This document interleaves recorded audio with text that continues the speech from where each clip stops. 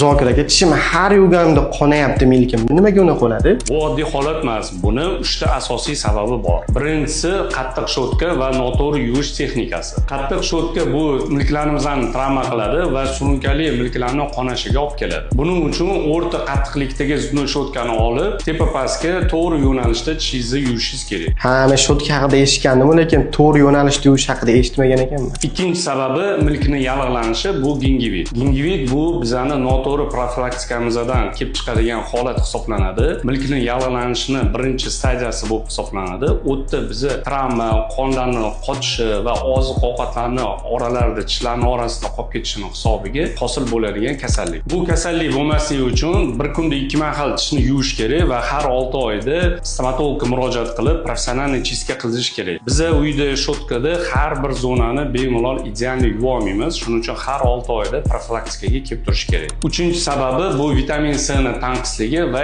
ichki muammolar. Immunitetning zaifligi yoki vitamin yetishmasligi bu milkni zaiflashtiradi. Bizning milkimizni tez-tez qonashiga ham olib keladi. Buning yechimi qon tahlilini topshirib va undagi yetishmagan vitaminlarni iste'mol qilib shifokor ko'rigida bo'lish kerak. Rahmat Zokir aka, siz bilan qanday doim aloqada bo'lib tursam bo'ladi? Meni kuzatib boring va men sizlarning hamma savollaringizga javob berib boraman.